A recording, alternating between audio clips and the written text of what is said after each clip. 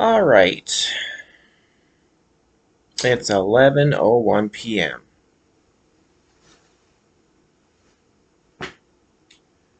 I'm back from watching the movie.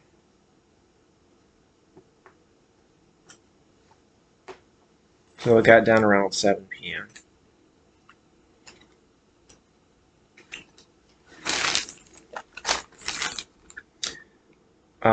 One thing I noticed that I thought was kind of funny, but not that funny, was after I left the theater, after I finished watching Jurassic World Dominion, and I was over by the bike rack unlocking my bike, I realized that the price of the ticket for the movie was around the same price for the bread that I really like. That's too expensive, $7.50. The flax bread, the Ezekiel flax bread, that's really good, but I haven't been getting it because the price is too much. So I've been getting another kind of Ezekiel bread. But I just thought it was kind of funny that like the ticket price for the theater is like pretty much the same as the price of bread. That kind of bread.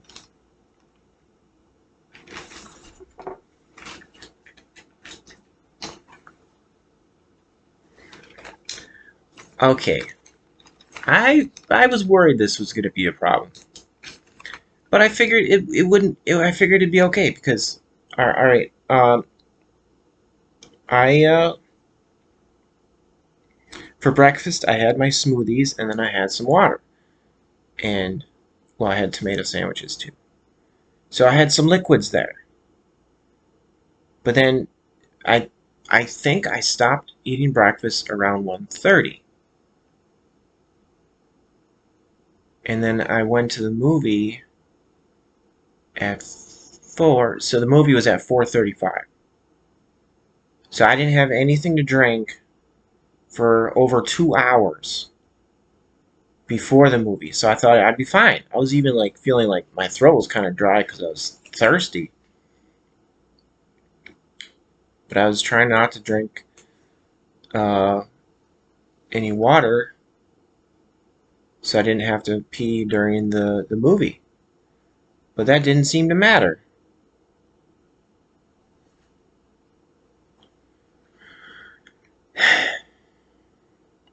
I peed before the theater, but I peed at the theater before the movie at the theater.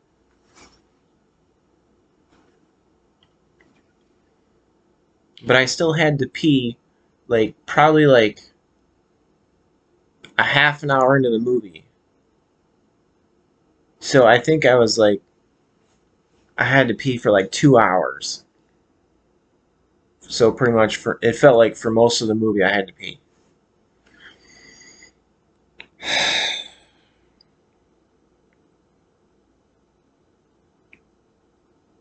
So that made the very uncomfortable, very uncomfortable trying to watch the movie. Kind of hard to enjoy a movie when you got to pee really bad.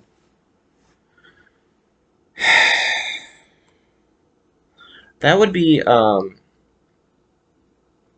a nice thing for when you have someone with you in the theater, and if you have to go to the bathroom uh, when you get back, or not, don't talk during the movie, but like after the movie, you can say, "Oh, hey, person that I went to the movie with, what did I miss while I had to go to the bathroom?"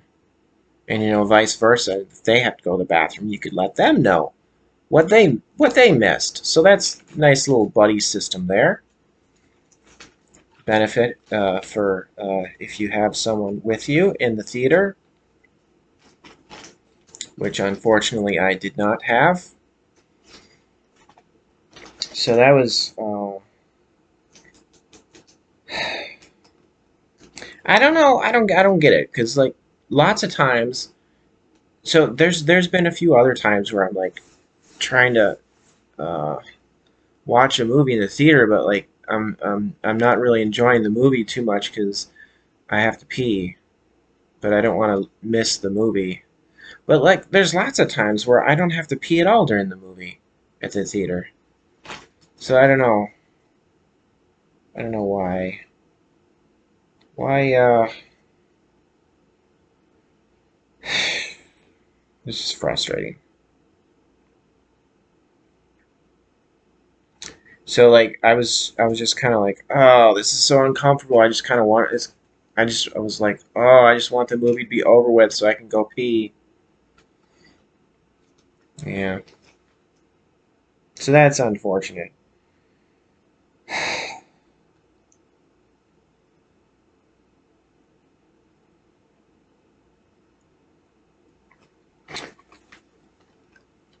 Uh, I'm wondering. I'm wondering if there was another movie uh, in between this one, Jurassic World Dominion, and the last one that I saw that was just called Jurassic World. Because that was, I guess that was 4 years. No, wait. Yeah, yeah, 4 years. Because so I saw the Jurassic World in 2018, and then so this one, Jurassic World Dominion 2022. So I was thinking there could have been uh, one in between that would have come out in 2020, but maybe because of the damn virus, maybe this movie Dominion, maybe that got postponed because of that.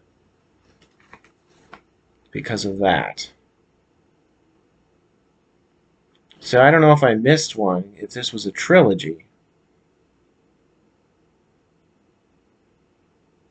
because they seem to imply on the poster for the movie that this was the final one of all the Jurassic Park and World movies. Plus, like uh, two of the characters from the last Jurassic World movie, they had a kid, and I was thinking, where'd this kid come from? So I was thinking, well, if there was a movie that I missed, maybe the kid was introduced in the previous movie, but maybe not, because they weren't really their kid; they were just foster parents. Okay, so uh,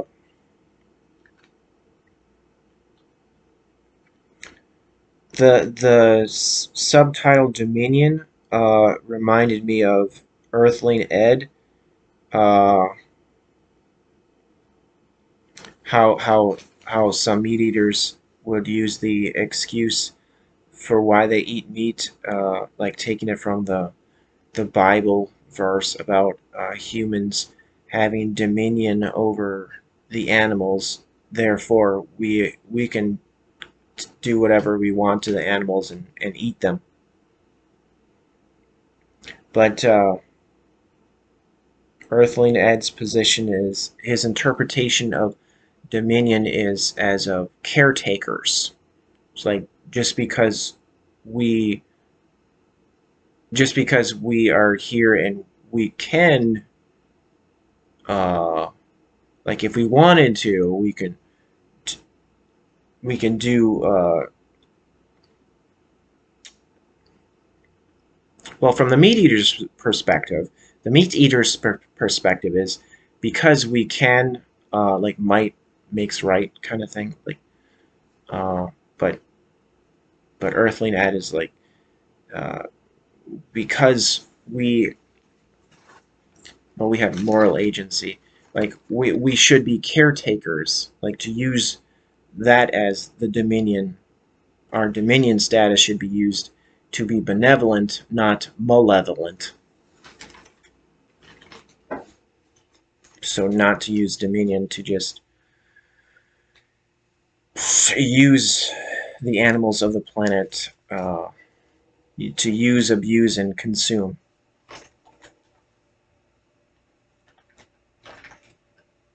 So it's nice. It's nicer to be caretakers, basically.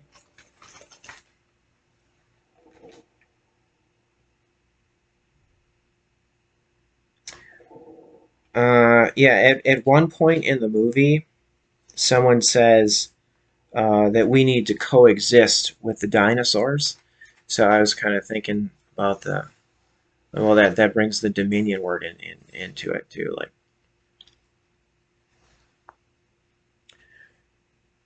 that's a nice thought that people should coexist with the dinosaurs, but we should also be coexisting with the rest of the animals on the planet. Like there's even a scene where you could see it was kind of nice seeing the dinosaurs coexisting with other animals, non-human animals on the planet.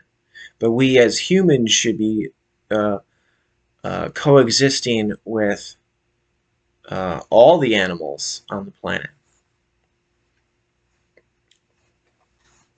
as in, but coexisting in a nice way, not just using them and eating them.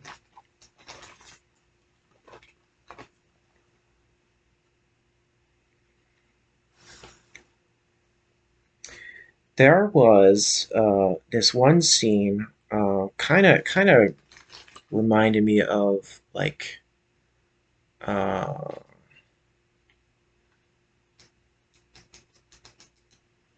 it was kind of similar to like scenes I've seen like of people that go like animal rights people that would go to rescue animals from farms, like from a fur farm, like Gary Yourofsky would do. But like animal rights people going to places where animals are being exploited and rescuing them. So, but this is with dinosaurs. So there were a couple of these young women who went to this. So there's this building. It was it said on the outside cattle breeding building. So automatically I'm thinking, oh great, here we go, cattle breeding. So I'm thinking cows, but it wasn't cows, it was dinosaurs. Uh, so I guess they said in the movie that they were doing that illegally. They weren't supposed to be breeding them.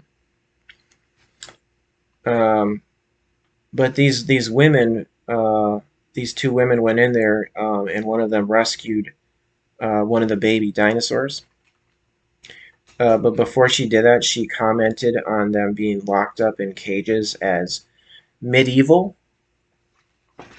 And I was thinking, well, it's not really medieval the way they were being treated. It's actually pretty modern because that's what we're doing to the animals now, locking them up in cages and breeding them.